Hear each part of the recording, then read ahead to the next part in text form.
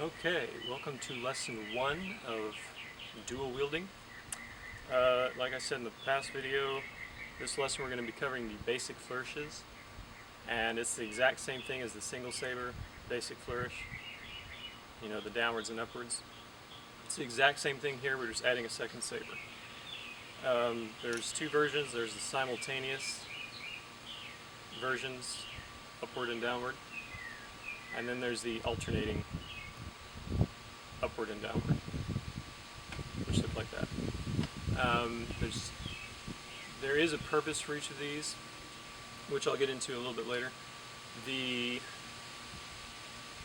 simultaneous, again, one thing I'm going to clarify right now, in these moves, or in these lessons, I'm basically assuming that you've already practiced with a single saber in each hand the previous moves in my other series. So I'm really not going to be going into too much detail of a lot of the moves that you should already know with a single saber. So for instance, like this lesson, we're doing the basic. I'm really not going to get into how to do the basic flourish because I'm assuming you already know how to do it. This is just expanding on that with another saber, if that makes sense. So having said that, assuming you already know how to do the basic, again, we're just doing it with two sabers now. Okay? And whenever I do this, I give it a little momentum start, like that.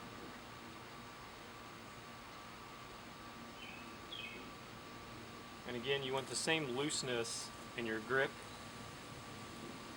and in your wrist that you do with a single saber, or whatever you're using. Okay, you want that same looseness in each hand. Okay, upwards and downwards. Alright.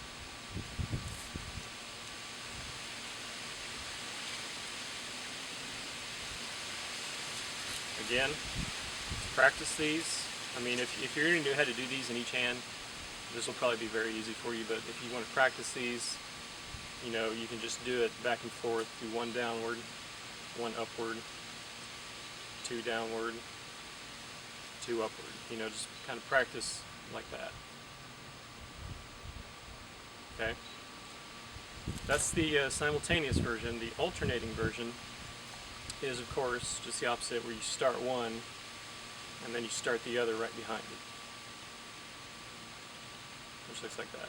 And you try to keep it, I'm not sure if I can do it, but you try to keep it to where it looks,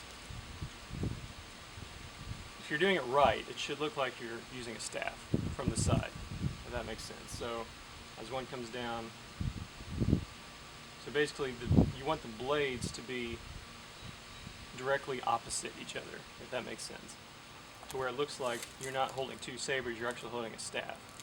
That's what it's supposed to look like.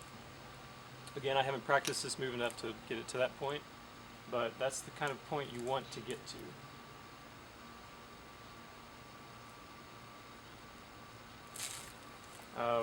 Again, the way to practice these, if you want to practice them, is just to slow them down, like do one set downward and one set upward. One downward, one upward. And you go two downward and two upward. And then just keep building them and building them up from there. And like I said, these do have a purpose. The simultaneous, that was actually an alternating, the simultaneous is used to pretty much gain momentum for things like the figure eights, and the alternating is actually used for flowers. So they do have a purpose. They will be seen later on. They're really not too exciting by themselves. I mean, if you're just doing these as part of a routine, whatever, they're not going to be that exciting by themselves. That you kind of have to integrate them into other moves like I just did. I mean, they are useful for giving you a good wrist workout, to help build your forearm a little bit, and to help teach you the looseness you need in the wrist and the grip. So, I mean, they are useful. It's just that the move itself doesn't look particularly good by itself. I mean, you kind of have to integrate them into later moves. So yeah, really that's all there is with this. It's the most basic move really with the two sabers. If you already know how to do the basic with a single saber, you know, upwards and downwards, this is just adding the coordination of a second saber, either simultaneously or alternating. That's all this is. Again, you want to have learned the basic flourish in both hands to be able to do this smoothly, you know, effectively, and what have you. And then once you have that, you're no longer trying to get the coordination of that move in addition to the coordination between the two. You're just working on the coordination between the two sabers. Hopefully that made sense. Okay. So this is the only coordination you're working on now, is trying to get the sabers to work together instead of being completely separate from each other. Because ultimately that's the goal of dual wielding. You want the blades to work together as a unit instead of being two weapons controlled by two different body parts, where it just feels awkward, it feels clumsy, you know, what have you. So, that was lesson 1. Pretty basic stuff. If you already know how to do the basic flourish, you know, you'll probably get this in no time. It's very easy. But it is important because it will come up later in other moves. So I will see you in lesson 2.